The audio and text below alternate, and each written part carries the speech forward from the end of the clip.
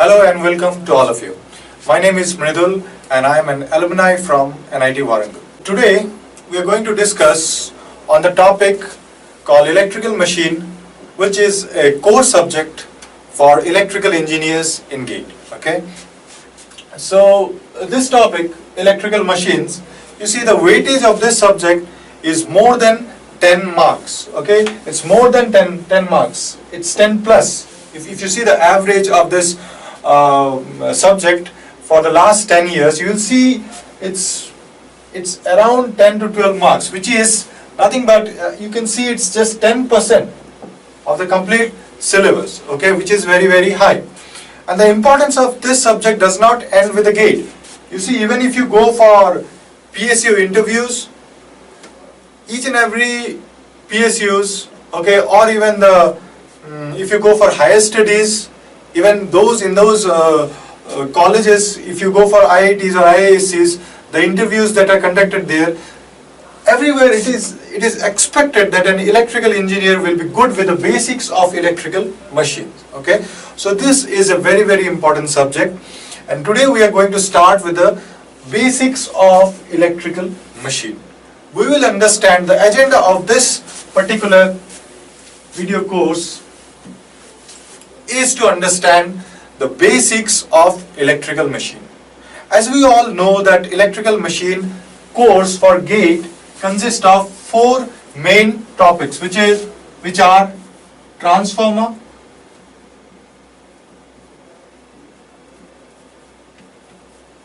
DC machine, and AC machines. In AC machines, we study 2 types of machines, which are induction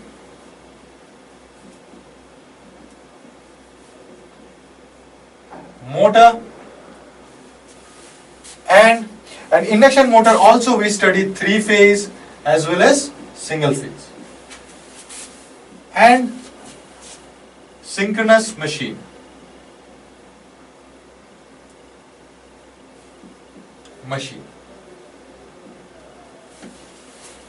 So this is a compact syllabus of electrical machines, okay, for GATE. Now you see, to understand this topics, we need to understand the basics from where these machines are evolved. What is the relation of this machine? Now the basic problem which we face while studying is, or the basic mistake that we do is, without understanding the relation between these machines and what is from where they evolved, what is the principle, we directly go to these machines and start studying the concept of these machines, and we study these machines in a discrete way. That means I have heard students saying that I will prepare only DC machines, or somebody will say I will just prepare transformer for GATE and I will leave rest of the AC machine, or somebody will say I will prepare AC machines, I won't prepare DC machines. So you see, the first thing or the first advice from me is that you have to understand the relation between these machines. Okay, and if you see the relation, they all come from the same principle, which is called electromechanical energy conversion principle. Okay, so today's topic, what we are going to do is we are going to understand what is the relation between them and from where these machines have evolved. Okay, also what we are going to do is we are going to understand the basic laws, okay, which are required to understand this particular machines, and the conventions which are required. For example, right hand curl rule, Fleming's left hand and Fleming's right hand rule. When we talk about the laws, we talk about Ampere's law, we talk about Faraday's law, we talk about Lenz's law. So these are all 3-4 laws that we will talk about, and those are the laws which are required. Okay, we will concentrate only on those laws. Okay, and whatever laws we discuss today, you will see all the 4 machines will only be dependent on that particular laws. Okay, will not go outside that. So let's see what is the need of electrical machines first. You see, human beings need power or an energy to survive. Now there are very different forms of energy, for example, electrical energy, heat energy, mechanical energy, etc. and etc. Electrical machines, for electrical engineers, those particular energies which we are concerned about are electrical energy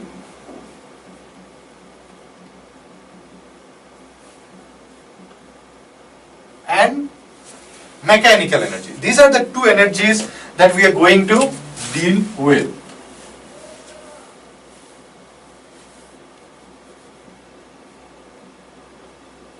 Mechanical energy.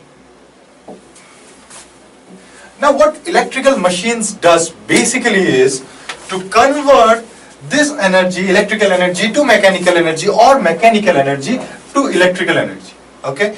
Now that particular machine which converts electrical energy to mechanical energy, we know it as motors. Similarly, that particular machine which converts mechanical energy to electrical energy is called as generators. Now that may be AC generator, that may be a DC generator, depending on its construction as well as principles, which we will see later. Okay. Also, we will study transformer. What is transformer? Transformers converts electrical energy to electrical energy itself, but it changes the power level, not the power level, the voltage levels, okay, and the current levels, but the power remains same for transformer. So you see, all the machines that we are going to study will be dependent on one principle, that is called electromechanical energy conversion principle. Now what is this principle? This principle is based on the conversion of both these energies. Now what this principle says is that you cannot directly convert electrical energy to mechanical energy, or you cannot convert mechanical energy directly to electrical energy. What you need is a intermediate, and that particular intermediate is known as coupling field. Okay, you need an intermediate, and that intermediate is called coupling field. Okay. Now what this coupling field does? Now what this coupling field does is it stores the energy. Suppose, let us take an example of, say, motors. Now what happens in motors? In motors, what is the input? The input in motor is electrical energy. And what is the output we expect in motors? In motors, we expect that the output will be mechanical energy. Okay? We want rotation. Now, how this is achieved, let us understand. So, what happens is, this particular electrical energy will be input to this coupling field. Now the function of that coupling field will be storing this particular electrical energy. Okay? As well as this the first thing is storing. It should be able to store the energy. Okay? Storing energy. First, this should be the first need of this coupling field. After storage, what will happen is it should react with the mechanical energy. It should react with the mechanical energy.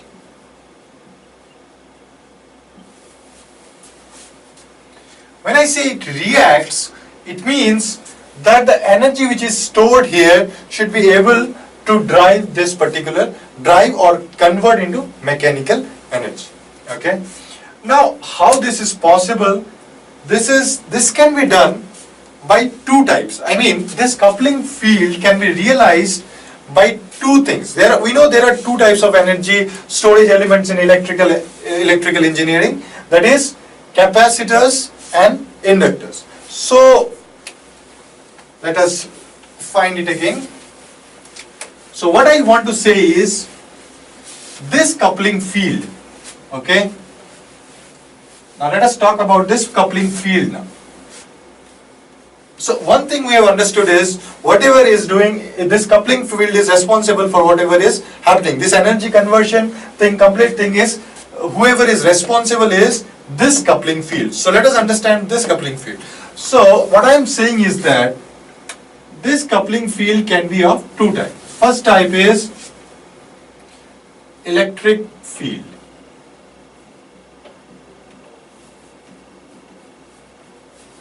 It means this coupling field can be realized by capacitors, okay, and this capacitors is nothing but an electric field, so it can be realized by capacitors, okay. The second thing, or the second type of realization of this coupling field is magnetic field.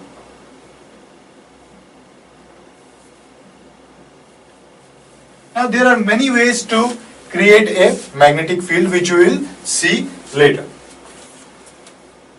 Now the difference between them is, you see, this electric field, the energy that is stored in this electric field is less than the energy that can be stored in this magnetic field. So in the complete course of electrical machines, we will go with this magnetic field, okay. So in electrical machines, the coupling field which is preferred or which we choose is this magnetic field. Why? Because this can store more energy and thus it will have more force generated in the mechanical energy on the mechanical system, okay. So we will go with this mechanical field, magnetic field, okay. Now this magnetic field can be of two types. Magnetic field can be generated in two ways. If you can see in your PPT, you will see that there are two types, which is singly excited magnetic system. Singly excited magnetic system. Single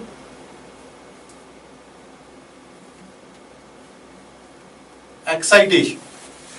Okay, or I can write it down, single excitation, and one more type is double excitation or doubly excitation. Double excitation.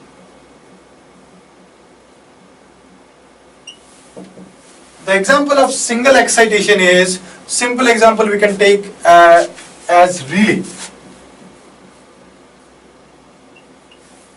Okay, what happens in relay is, we take a electromagnet, okay, and we make sure that the mechanical force is produced due to the path of the flux. We will discuss this terminologies later, but I am just showing you what is the application of this particular field, okay. So let us not go into the terminologies now.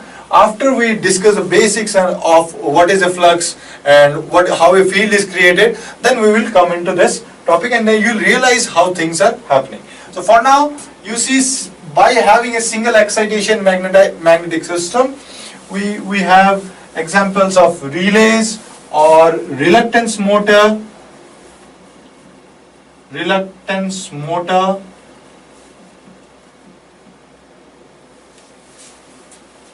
double excitation system examples are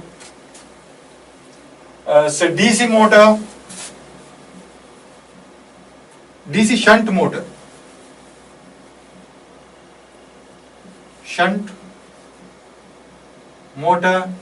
synchronous motor,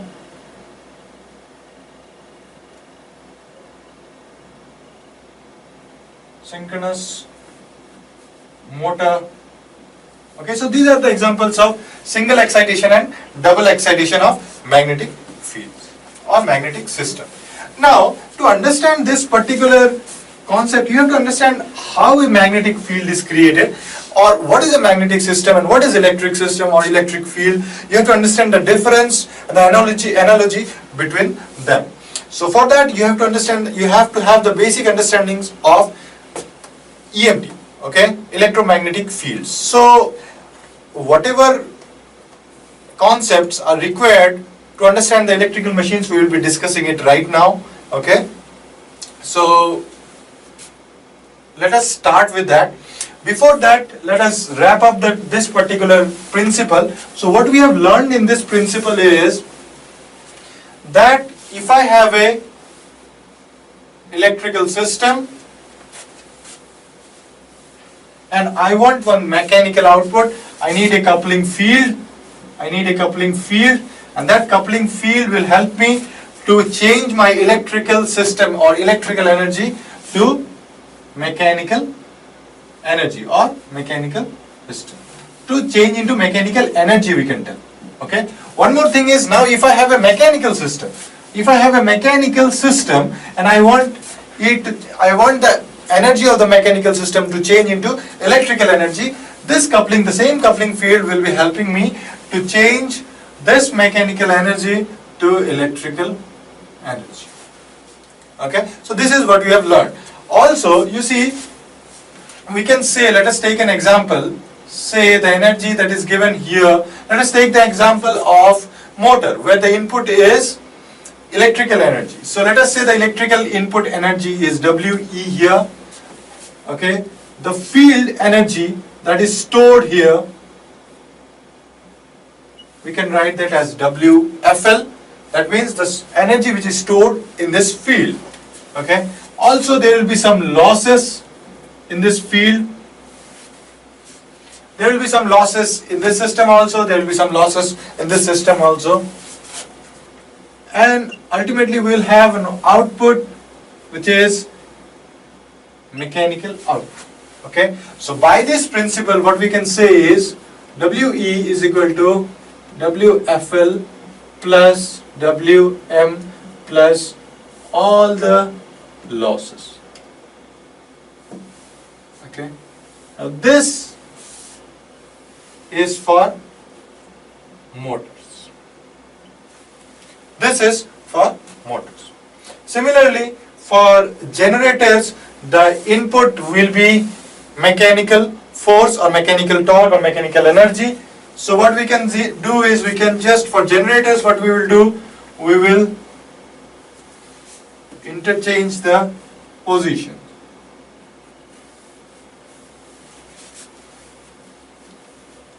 Okay, this is for generators. So this is what the principle says. Okay, so going further, let us understand what is an electric field and what is a magnetic field, or in other words, electromagnetic fields.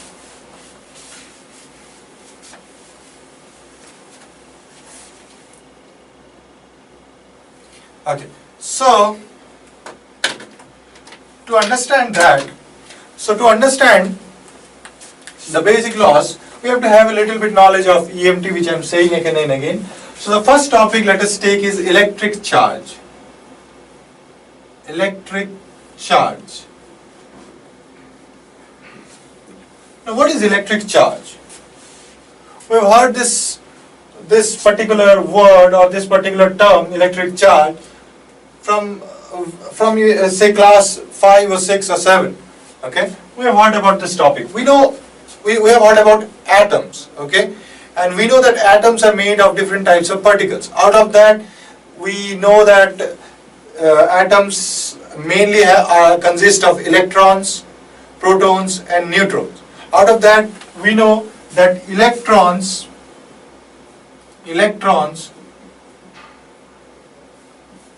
are negatively charged. Okay, and the charge of electron is, if you can see in your PPT, is minus. It's minus 1.6 into 10 to the power minus 19 coulombs. Similarly, the charge of protons, okay, is same. The numeric value of charge of the proton is same to electrons, but this is negative 1.6 into 10 to the power minus 19 coulomb, whereas this is positive 1.6 into 10 to the power minus 19 coulomb. Okay. Now this is all about charges. We take this as negatively charged body, and this is positively charged. Okay, electrons are said to have negative charges. The second important concept is electric current. Electric current. What is electric current? This is also a very familiar term for electrical engineers or for any science student. Electric current is nothing but flow of charge. Or in other words, we call that as flow of electrons.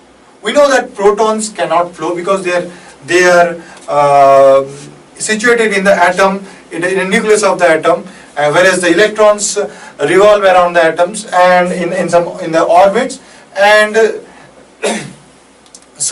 and given a electric field, these electrons can flow, okay, for certain types of materials. So in other words, what you can say is, we can summarize that electric current is nothing but it is caused due to flow of charge. Now what charges flows? We know that electron flows. But you see, direction of electric current will be opposite to the flow of electrons. Okay? So direction of current is opposite to flow of electrons.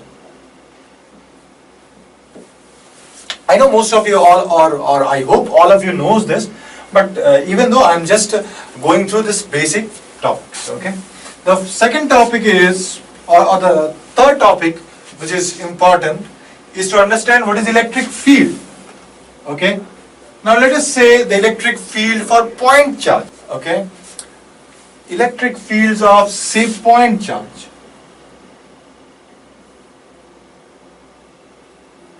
Now, suppose I say that a body is, say, positively charged or negatively charged. Let us say negatively charged first. I say that I have a body which is negatively charged. What does that mean? What it exactly means is that particular body or that particular group of atoms, a body is nothing but a group of atoms. Those group of atoms have excessive electrons in them. Okay? Excessive electrons in them. So whenever a body has some excess electrons in them, it is said to have negatively charged. Okay? Now suppose there is a body which is negatively charged. Now when it's, say, point charge, that means a very unit negative charge. Now what will be the field for that? Field means, you see, if I have a positive charge here. Now what does this positive charge means? This positive charge means this is deficit of electrons. That means it has less number of electrons. Okay? It has less number of electrons. So you see, now if these two are kept in front of each other, okay, we know that they are going to attract each other. Since this is negatively charged and this is positively charged. And this particular law is given, or we know this particular law as Coulomb's law. We also know that they will have, they'll have equal and opposite forces. Okay? We can also calculate the forces for these two particular charges. Okay? Now, these lines of force, okay? These lines of force, you see, for this negatively charged, what happens is, now this electric field is nothing but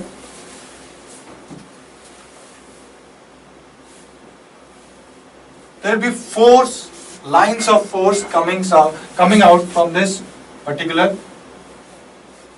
bodies. You can see in your PPT also, if they are isolated, what will happen is, this negatively charged, the lines of force that will come, that will be around this negatively charged, will be coming inside. And for this positive charge, the lines that will be coming outside. Okay? Now, this is also called divergent. Sorry, this is called, negative charge is called convergent, and this is called divergent. because it is diverging. This field is diverging, this is converging. Okay? So this is electric field, as we know, for point charges. There is also a link in your PPT, and you can go to the link for further realization or further study of that particular topic. The next topic is magnetic field. Magnetic field. Now if you see in a PPT, there are various causes or reasons for which magnetic field can be produced. The first which is given in your PPT is current in a wire. So if there is a current in a wire, we will have magnetic field. A loop of wire will also have magnetic field. A solenoid will also have magnetic field. A bar magnet will also have magnetic field. Bar magnet means permanent magnet. Earth, our earth itself has its own magnetic field. Okay. Now, the thing is, what are the causes of this magnetic field?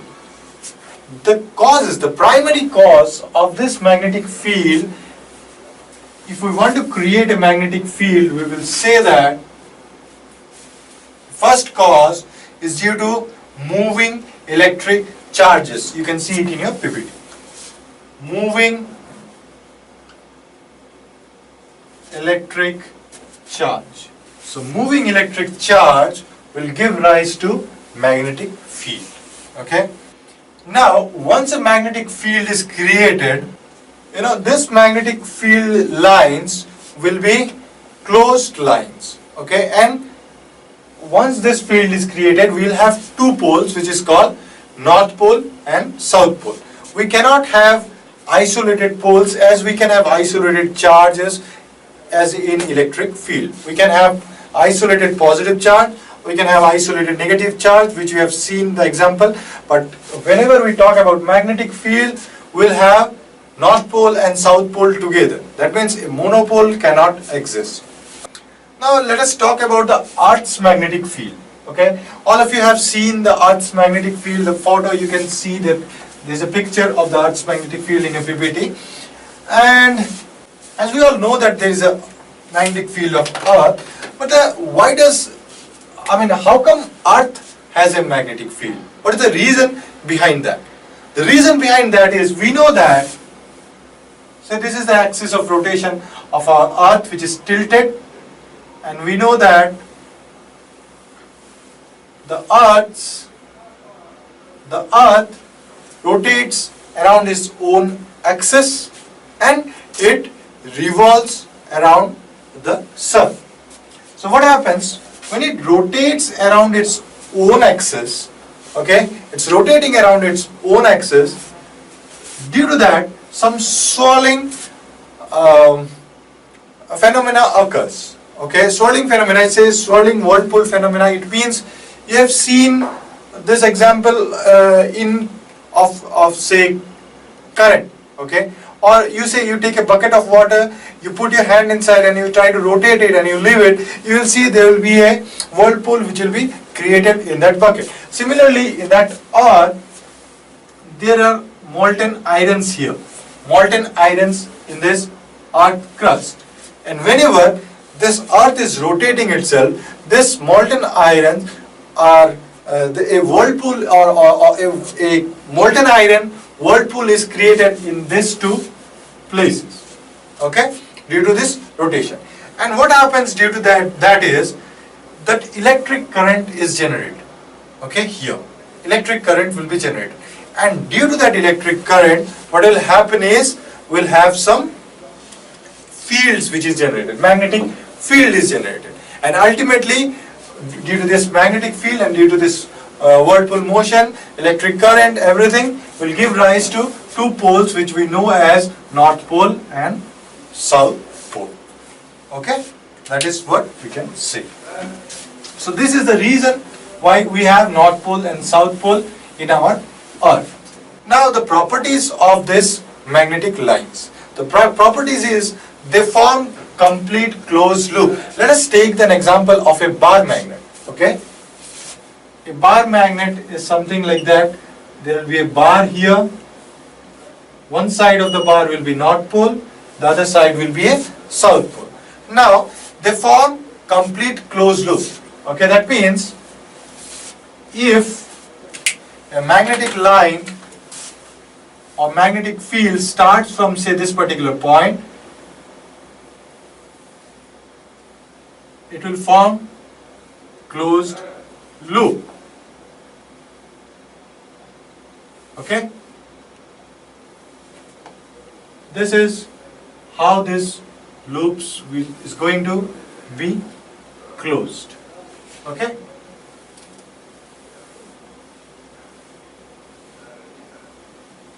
So in this way. Now this is a 2D picture, this is going to be in a 3D way. This is going to come out from every possible directions of that particular bar. The second point is they do not intersect each other. Now this magnetic field which is coming out from here, it is not going to intersect the other magnetic field. It's not going to intersect. They will have their own path. Okay? This is important. They won't intersect each other. Third important point is these magnetic fields have directions. That means when it comes out from north and it enters through south outside the bar. Okay, that means this field comes, or in other words you can say this goes from north to south outside the bar and from south to north inside the bar. So north to south outside the bar, south to north inside the bar. This convention will be followed whether you go for a bar magnet, whether you go for an electromagnet, it doesn't matter. This particular concept is going to be followed everywhere. Okay? Or this particular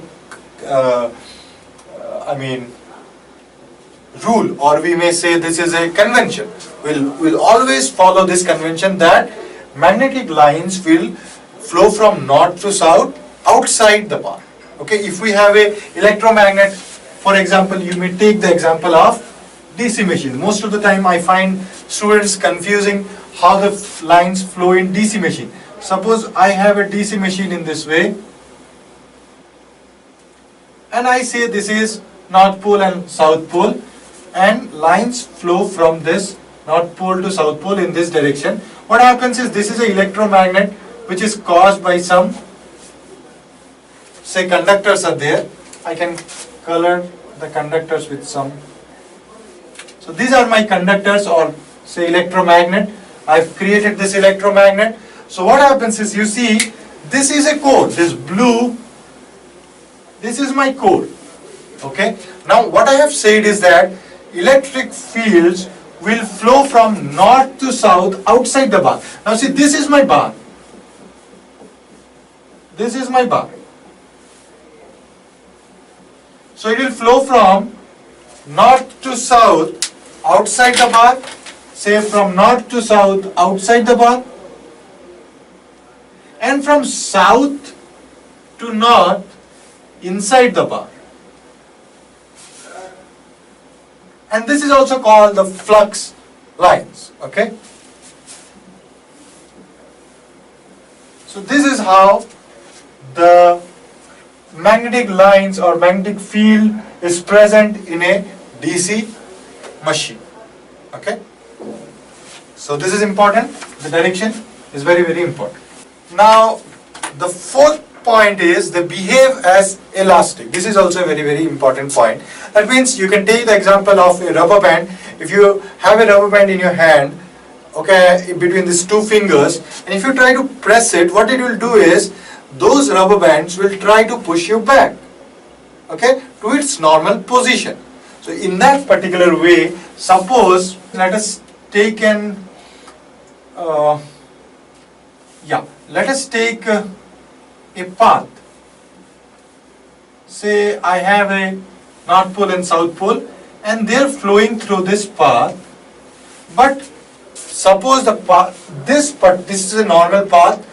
Let us say this path has high reluctance. Now reluctance is something which will oppose the flow of path. Is similar to the flow, similar to resistance.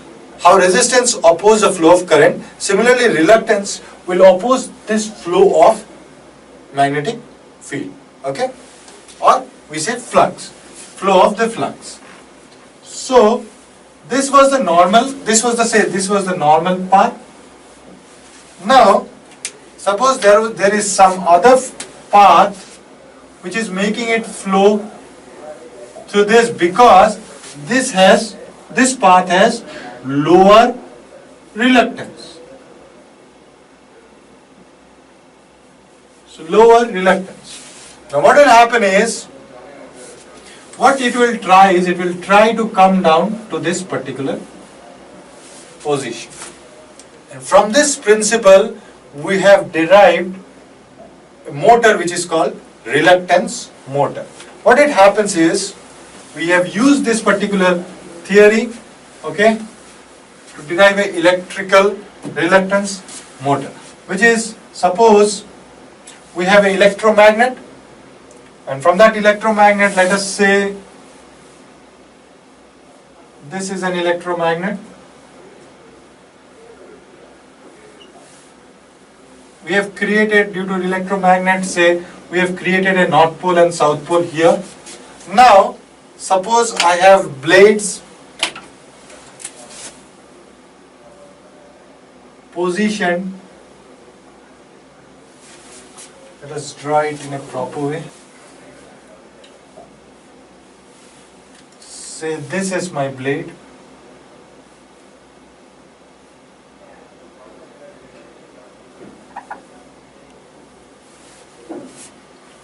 Okay. This is my north pole and this is my south. So as we know that electric lines of fields are going to come out from north, so they will come out from this north, and see, my flux will flow through minimum reluctance path.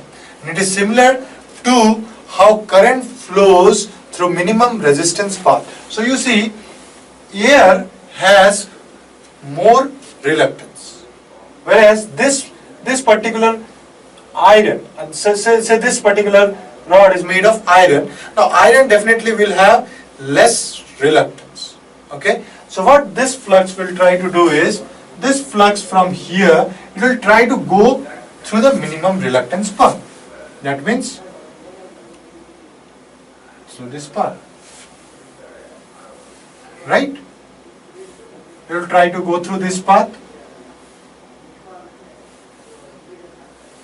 Now you see, it is behaving. Now if there was no, say there was nothing here, so ultimately how would they have been? The flux would have been in this way.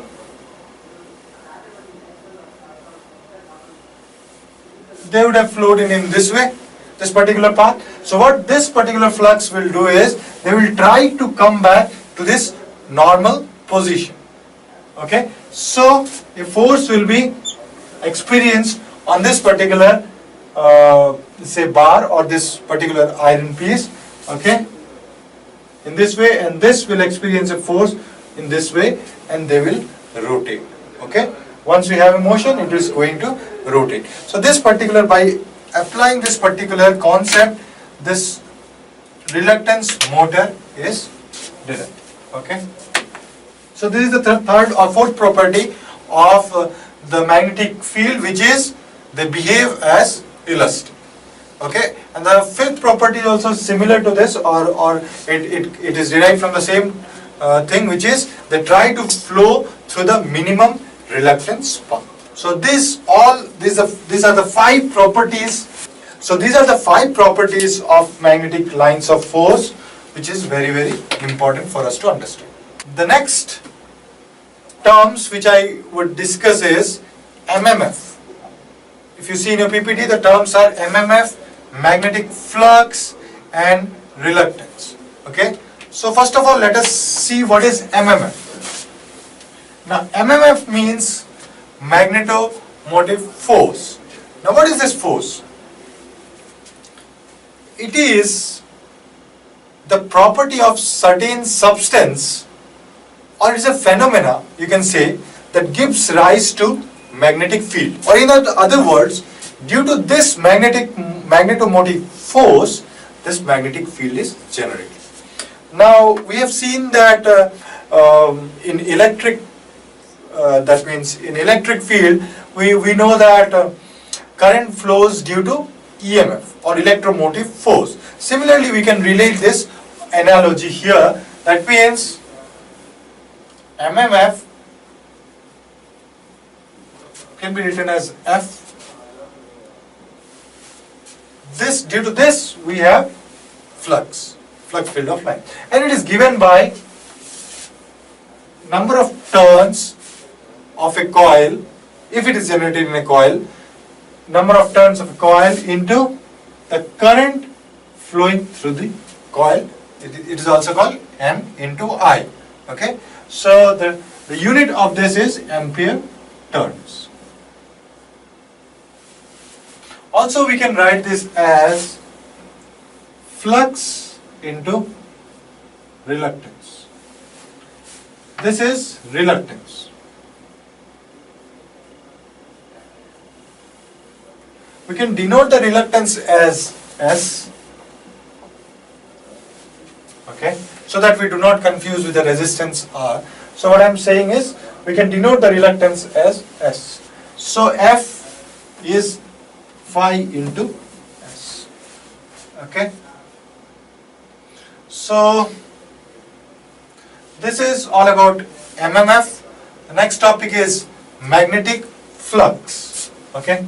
So what is magnetic flux? We have seen what is magnetic field. So magnetic flux is a product of the average magnetic field multiplied by the perpendicular area that it flows through, okay, or you may say it penetrates. Okay, that means magnetic flux phi can also be given as magnetic flux density B, magnetic flux density into area.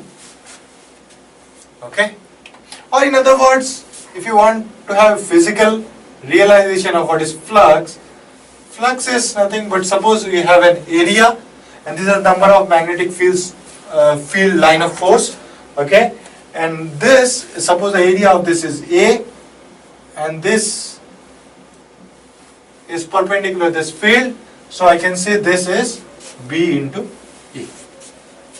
Okay, if this is not perpendicular, we'll have a B. If this is the direction of my B and if this is the direction of my A, then I can have a vector relation of this phi. For now, let us say it is perpendicular and we will take it as B into A. Okay, so this area is a perpendicular area and B is the magnetic flux density. Okay, the next term which we are using again and again is reluctance. Now what is reluctance? Reluctance is similar to resistance.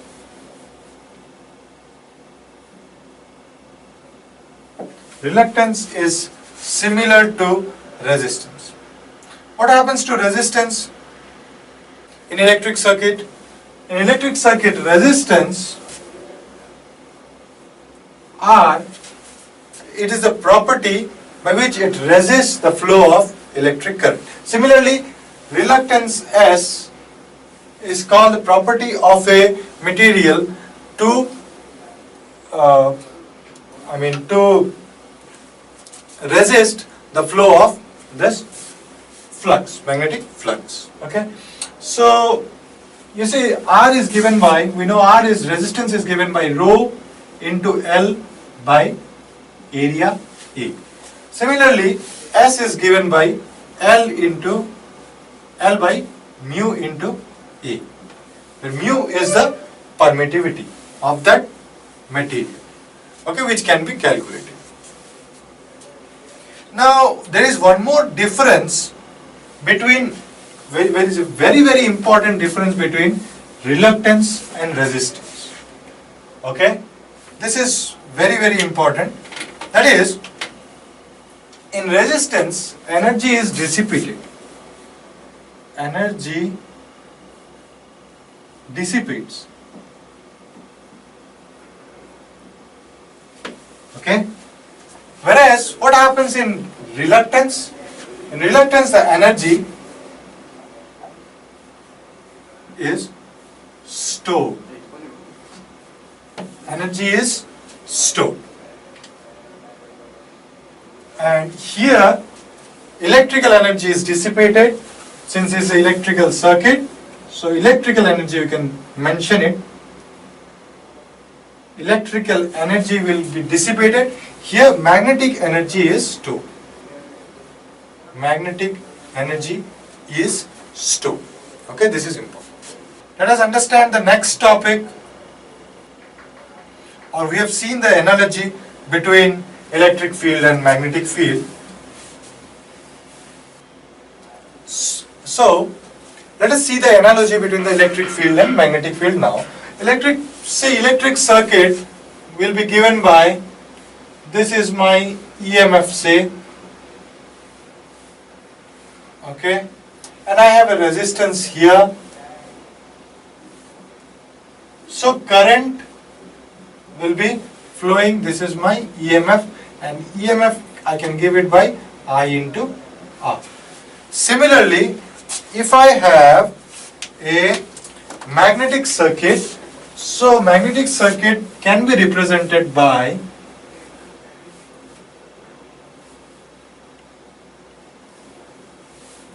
this is my reluctance S, flux will be flowing due to this MMF, which is called F. Okay, so F will be flux into reluctance. Okay, so this is the analogy between electric field and magnetic field. Now see, the current flows through the minimum reluctance path, whereas this magnetic flux flows through minimum reluctance path. There is a similarity.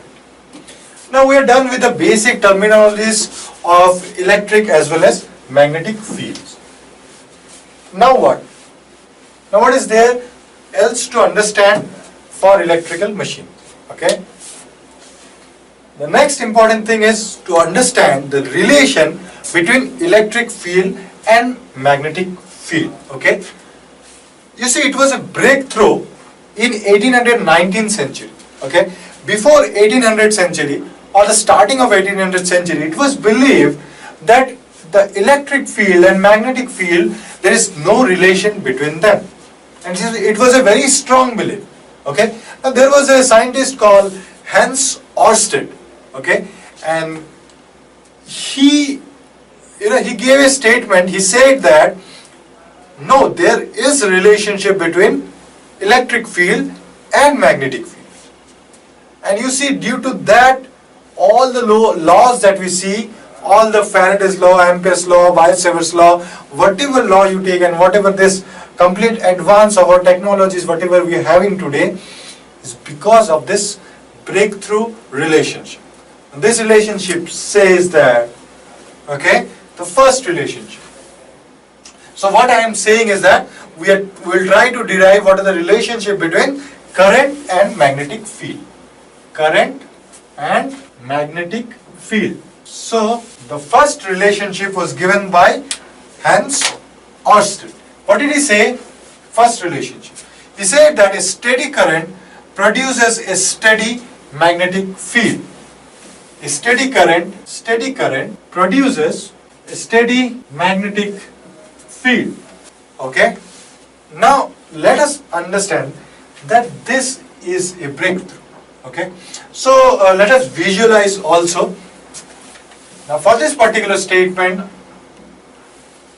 what does steady current means? It means I have a conductor and the current flowing through that is, say, steady or constant. So this is a conductor. So this is a conductor and it is having I current in it. Okay. this is my conductor, and it is having I current flowing through that conductor. Now let us see how will be my magnetic field. To find out the direction, we use a convention, we call that convention as right hand thumb's rule. That means we will take this right hand, will direct, the direction of my thumb will be the direction of the current. So if this is the direction of my current, this will be the direction of my thumb. And these four fingers, this direction of my fingers when I point the thumb towards the direction of the current will give me the direction of the magnetic field at any point. That means, say this is the conductor and the current is going upwards, so field will be in this way. That means if you see in this way, it is going inside. At this particular point, it is going inside.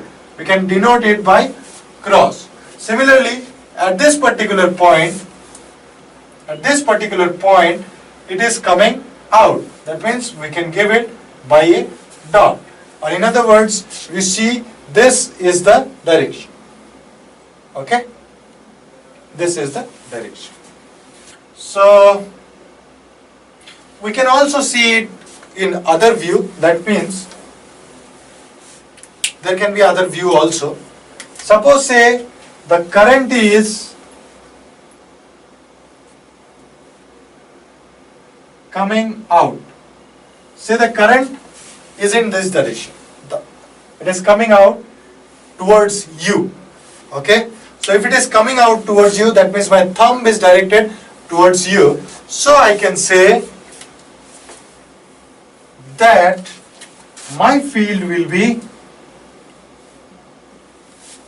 anti-clockwise. Okay? My field is anti-clockwise. Similarly, if I have a conductor which is having a current inwards,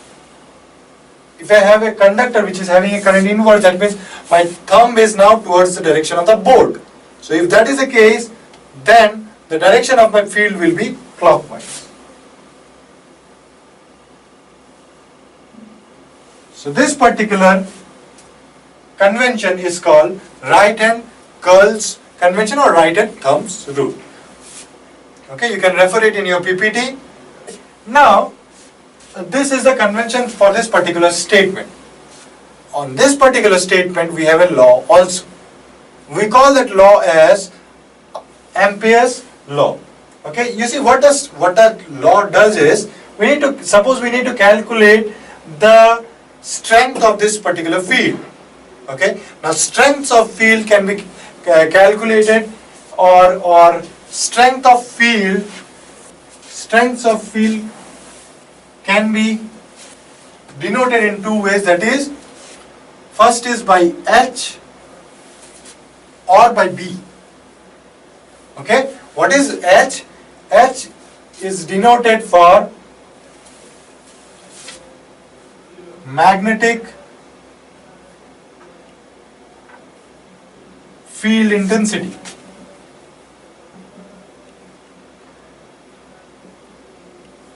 What is B? B is magnetic flux density. Both these terms represent the strength of the field. Okay. Now if we need to calculate the strength of field in terms of H for a steady current and a straight wire, straight conductor, we can use Ampere's law. Ampere's law. Okay. There is one more law which is more generalized way, generalized version of this Ampere's law. Is called Biot-Savart's law. Now you will study all these laws in EMT. What I am trying to show you that from where these laws have evolved. Okay, so these laws have evolved from this particular statement. Okay, so these laws depends on this statement. That means Ampere's law and Biot-Savart's law is only applicable when I have a steady current. When I have a steady current. Clear? This is very important. You cannot apply Ampere's law or Savart's law if the current is not steady, or in other words, a changing current. Now, we can apply this right hand curls rule, okay, right hand thumbs rule, and find out what is the magnetic field that is created for a solenoid. Okay. If you see in your PPT, let us say this is a coil. Let's take this example. And current is flowing through this in this direction. Okay. So you see what is happening is, now this is wounded. This particular coil will be wounded on, say,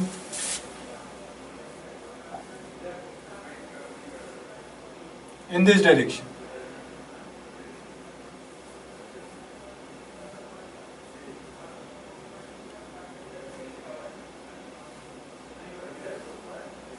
Say in this way.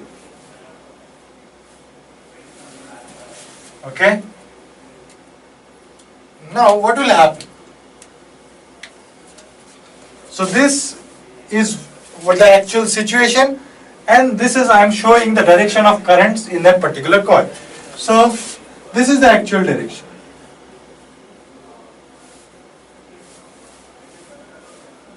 So what is happening is, if you see at this particular point or at this particular point, current is going inside. You see, current is going inside at this particular point. And at this particular point, if you see, current is coming out of the coil.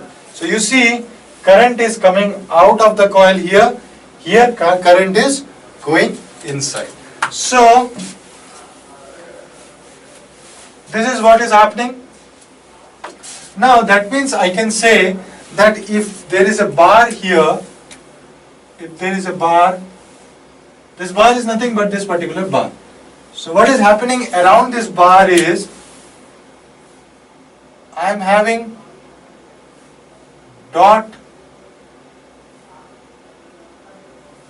and I am having cross. The direction of currents is something in this way. Okay. Now we have just now seen that by right hand curls rule, we can give or find out the magnetic field due to this types of current. So if current is coming out, that means towards you, then it is going to be anti-clockwise direction. That means the field due to this is anti-clockwise. And this all together, this side, left side together, will make a field which is in this direction.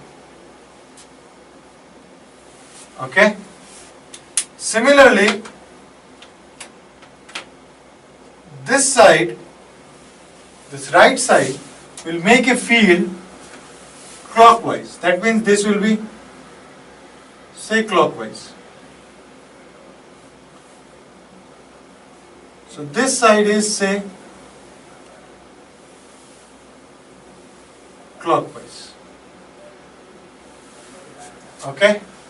So this is the situation here. This is the situation here. So you see, now this is similar to a bar magnet. So if I have a bar magnet, say N and S here, and what will happen is the field will come out from north and go inside the south in such a way. Similar thing is happening. Field is coming out from these directions. Okay.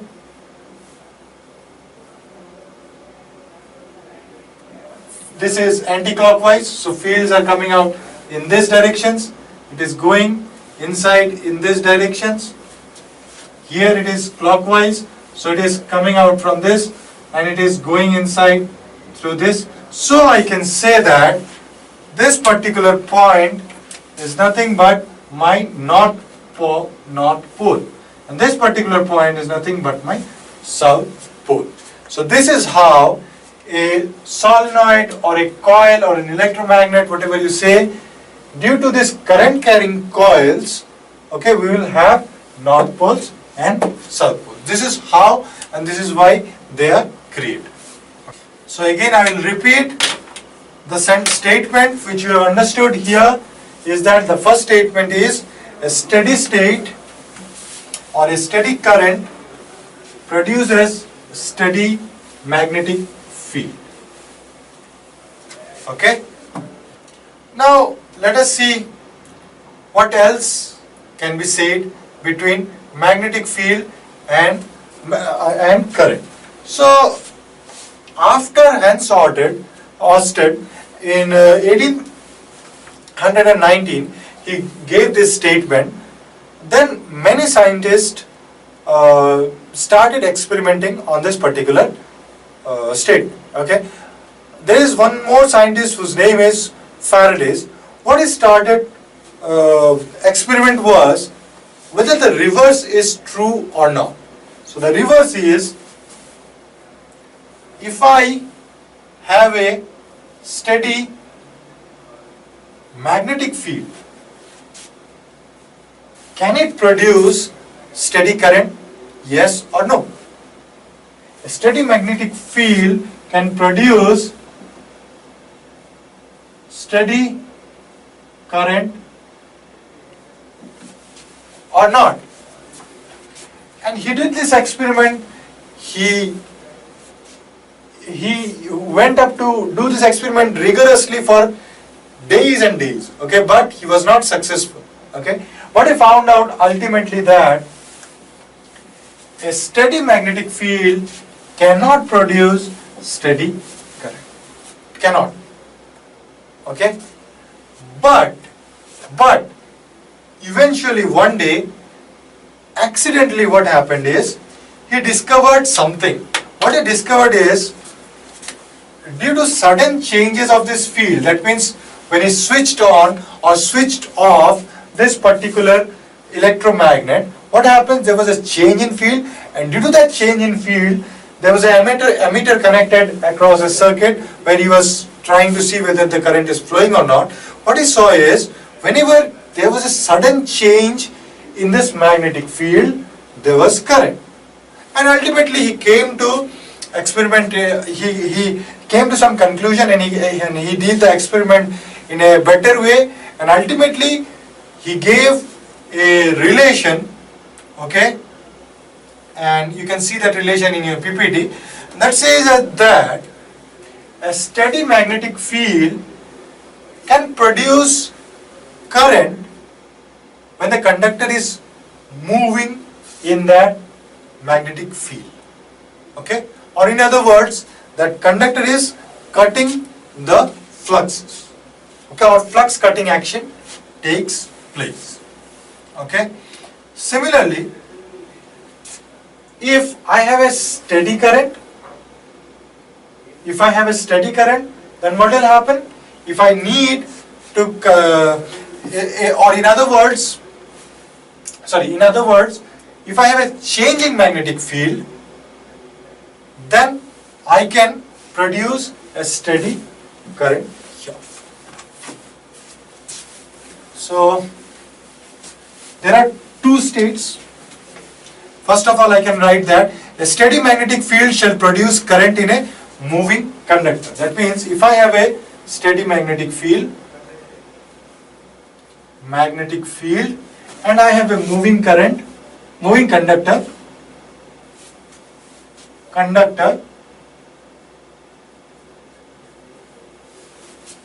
okay, if I have a steady magnetic field, that means it will be something like that. And in this, say this is a field, and I have a conductor here which is connected, okay, or it is closed loop conductor is there, and it is moving in this particular field in this direction. It it is going here after some times, it is cutting this fluxes, okay. So what will happen is, current will be produced here, okay. Current will be produced.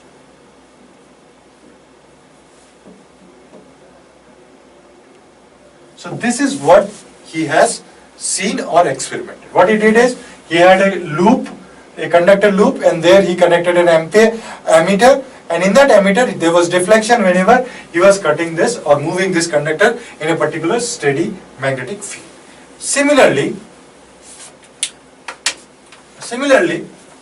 if he had a changing magnetic field, changing magnetic field. Now when I say changing magnetic field, that means the current which is creating this magnetic field is changing. That means, suppose I have a electromagnet or a coil here. Suppose a coil is, and I am connecting it to a AC source.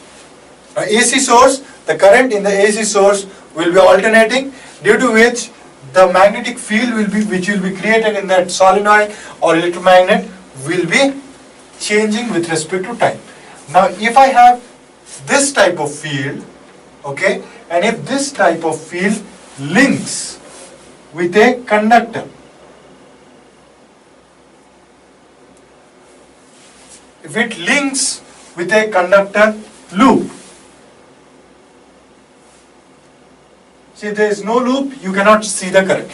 There should be a loop for you to see the current. So if I have a conductor loop which is not moving, or in other words steady, it's not moving, it's a steady conductor loop, but this loop is linking.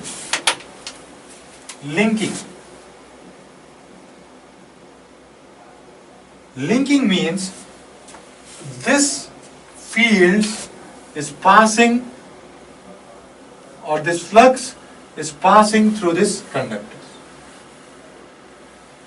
That is what linking means. Here you see, this first one, this is the first case in the second case of the third relationship. We are discussing the third relationship, where we have a steady magnetic, I may have a steady magnetic field, or I have a changing magnetic field. If I have a steady magnetic field, also I can produce current, but the condition is there should be some flux cutting action. That means this is flux cutting action. Flux cutting action should be there. Or if there is no flux cutting action, that means the conductor loop is steady and the magnetic field is steady, then there will be no current produced. But if the conductor loop is steady and the flux that is linking is changing with respect to time itself, then I can say current will be produced. Then I can say current will be produced. Okay, so this is very, very important. Now, from this particular statement, here the law that we get is called Faraday's law. Right? We all know this law, which is very, very important and very, very familiar law for science students, which is Faraday's law. Now what does Faraday's law says? Faraday's law explains the phenomena of this particular experiment. What he says is that the current is produced because some EMF is induced in that particular coil.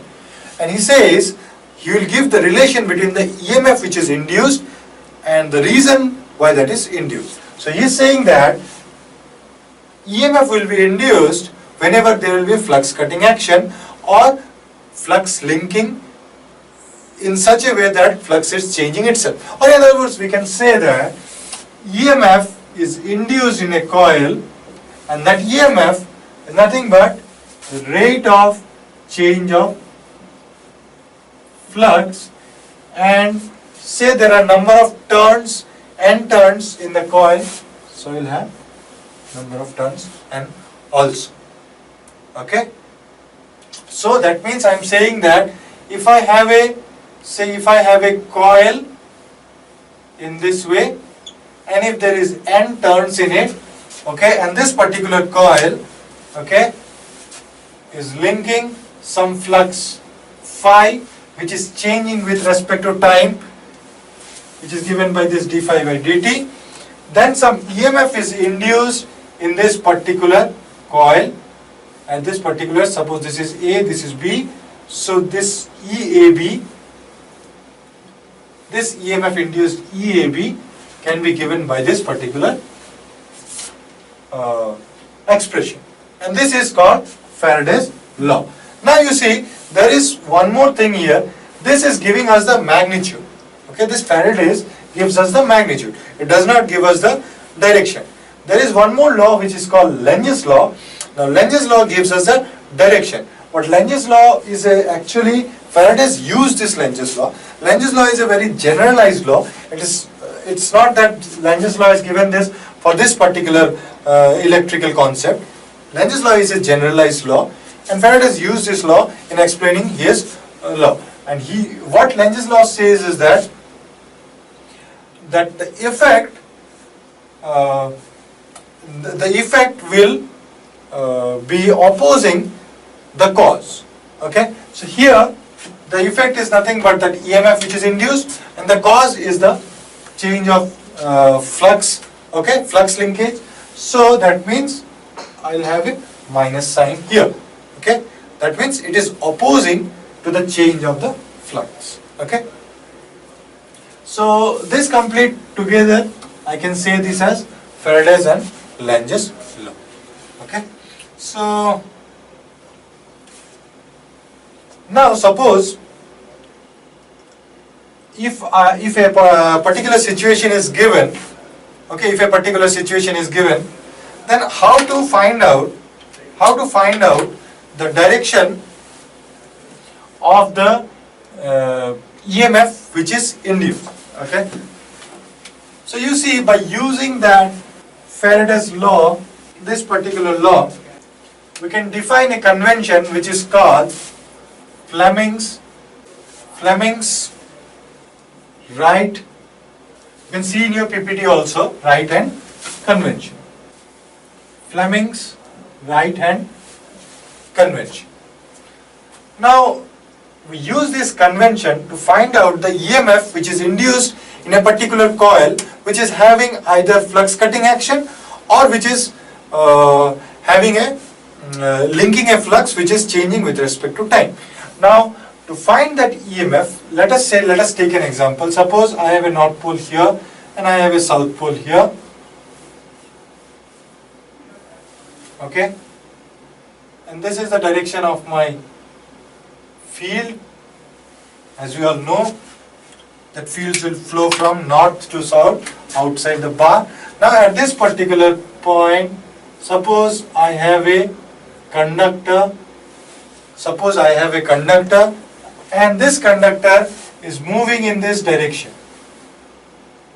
So this particular, and I have a conductor here who is moving in this particular direction. Okay, so what will be the direction of the EMF which is induced in this particular conductor? Now you see, this particular phenomena is nothing but, it's a phenomena of generators. So we use this Fleming's right hand rule for generators, which you can note it down.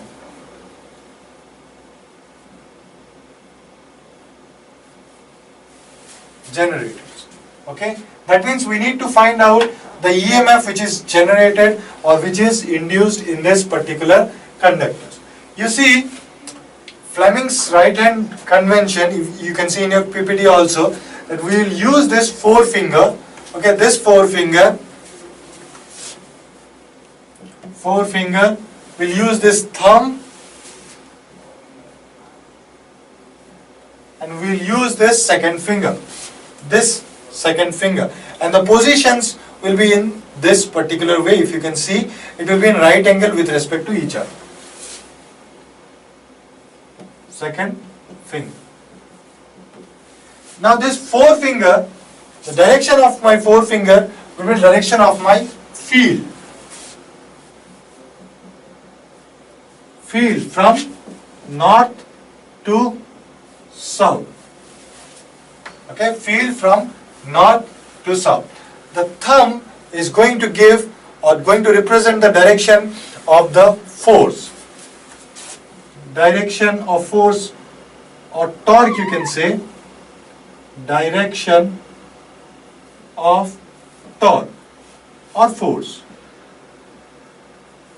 Here you see the direction of force or torque for this particular conductor. Let us say this is A conductor and this is B conductor.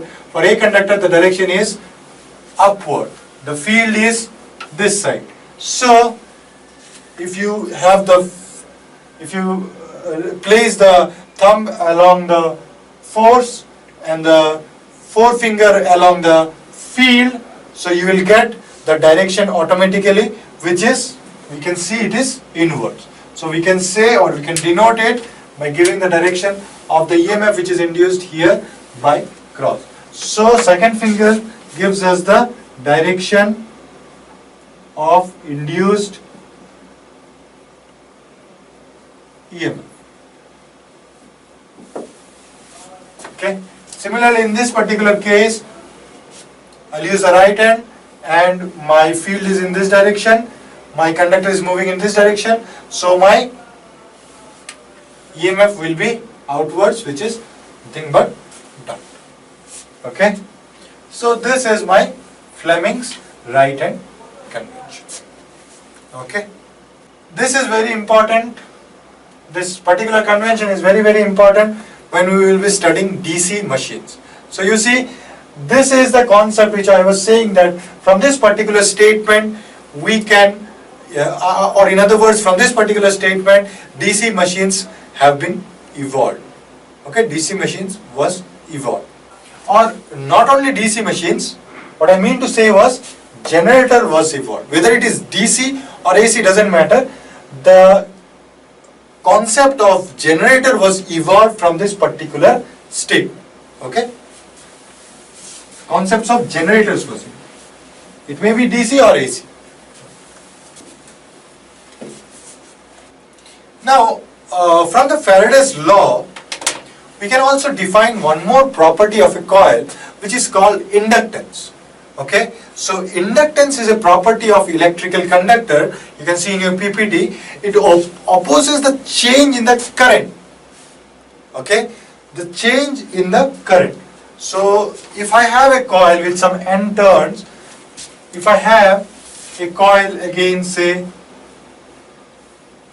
with N turns in it, and current IT is flowing, and this I is changing with respect to time, then this inductor or this inductance of this particular coil will oppose the change in this current. Now, you see, we can find out the expression for that inductance also.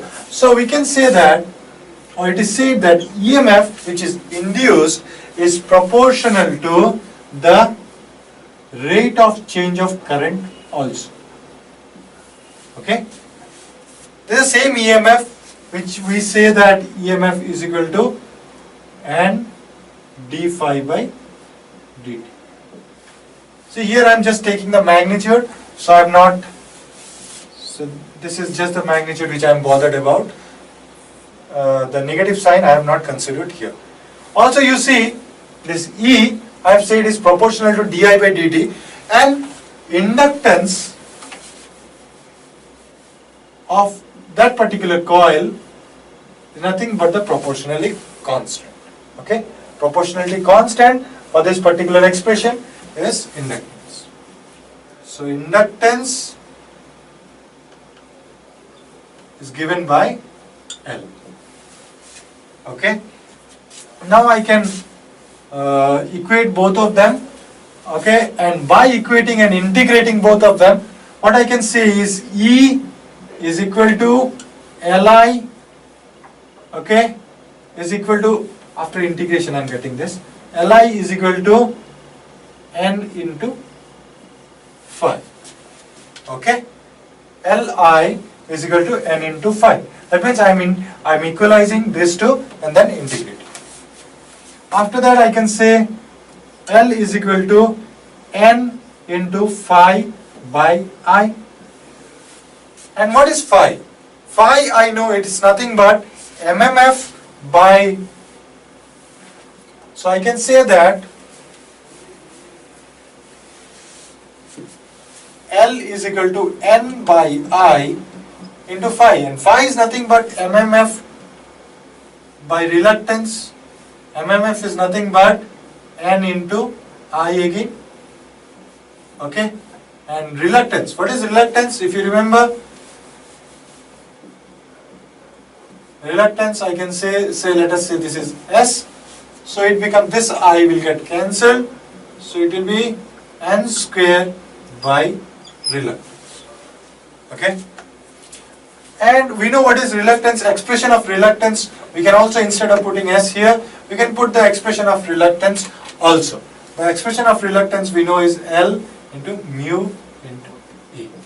So I can say this is the inductance of the coil, okay, or solenoid, we can say. And this L is the length of the solenoid or length of the conductor. A is the area through which the flux is flowing. Area of the, say this is my coil, so area will be perpendicular to this particular coil. Okay. So this is the property of inductor, which is this is inductance is defined from this particular state. Okay.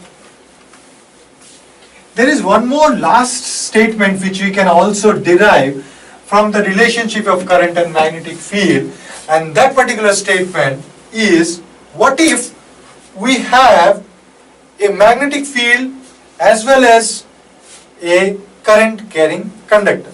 What then? So that gives rise to a fourth relationship, which says in a steady magnetic field. That means now what I am saying is, suppose this is a fourth relationship. I have a steady magnetic field,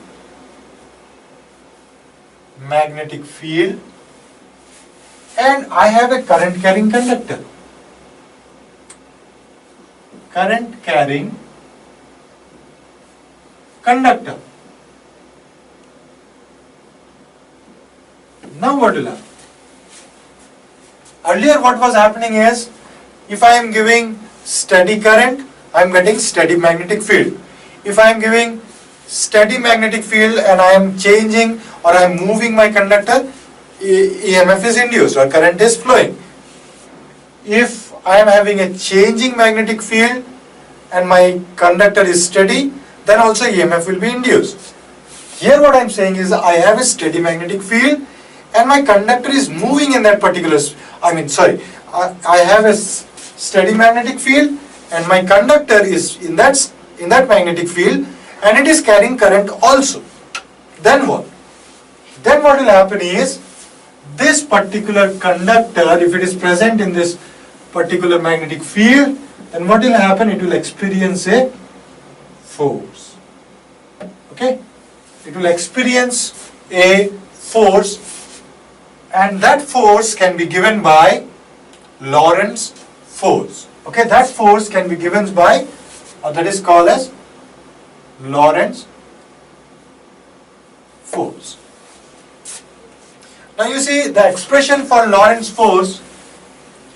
The expression for Lorentz force we know is F is equal to Q into E plus Q into V cross B.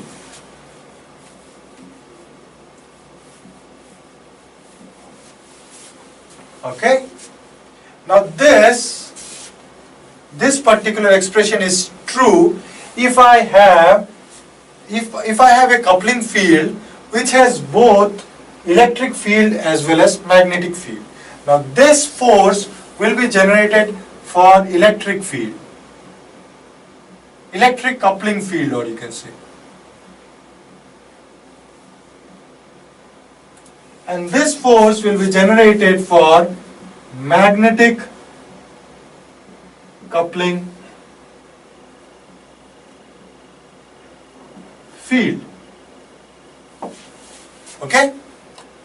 Now, in our electrical course, or electrical machines course, we are only dealing with magnetic field, right? So whenever we will use a force and all, so we don't have electric field, we will not use this particular term.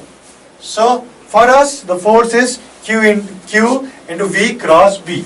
And this particular thing can also be written as Q or B I L. Okay? Or L, if you want to write it in cross product terms, it will be L into I cross B. Okay? It can be easily derived here by relation. There is a relation between Q and I. There is a relation between L and V. L is nothing but the length. V is nothing but the velocity with which the conductor will be moving by this particular force. Okay? So this is an easier term. So what we will do is we will use this particular term as the force, BIL. Okay? If the direction is perpendicular, okay, we know sine 90, and 90, if it is the angle between them is 90 degree, we can say it is BIL. So the maximum force that can be produced is BI into L. Okay? Now, the last thing that we have to understand, or we should know for this particular topic is to find out the direction of the force. In the earlier one, what we did is we used Fleming's right hand rule, and using this Fleming's right hand rule or convention, we know that there we needed to find out the direction of the induced EMF. What we knew was, we knew the direction of my field and we knew the direction of the force. And by using Fleming's right hand rule, we found out the direction of the induced EMF. In this particular situation, what we have is, we have the direction of the current, we have direction of field, so we need the direction of the force that is generated. And you see, this is what happens in a motor. Okay? In a DC motor, let us take an example of DC motor. So what will happen in a motor is, there will be north pole and south pole, and conductors will be there. Now these conductors will have, say, the current direction will be in such a way. So what will happen is, I will expect that this conductor rotates. I will expect that this conductor rotates. Now this will rotate when, or this particular rotor will rotate when it will experience, the conductors in that rotor will experience a force. Now they will experience a force. Now we know that whenever there is a field here, and in that particular field I have a current carrying conductors. In this particular field I am having current carrying conductors. This conductors is going to experience force. Now let me find out by Fleming's left hand. Fleming's left hand rule. I am going to find out the direction of the force. And so I will use this convention only in case of motors. Okay? So this is beneficial for finding the direction of rotation of my motors. So you see, this is the direction of the field, this outside, right? So it is coming out, so let us go in this one. So it is coming out, means this will be the direction of my current, and so this will be the direction of my force. So this is the direction of my force for this particular conductor. For this particular conductor, you see, current is going inside. So second finger will give me the current direction, it is going inside. First finger, forefinger is going to give me the direction of my field, which is in this direction, so this is that. So the thumb is giving the direction of the force, which is coming down, so this is the direction of my force. Now we know, due to the equal and opposite force, I will have a torque in that particular rotor, and it will start rotating in anti-clockwise direction. So this is the application of Fleming's left hand rule. Okay, so once we understand this particular four rules or four relationships between current and magnetic field. Now since we have understood the relationship between this current and magnetic field, we are in a position to understand the complete electrical machines. Okay?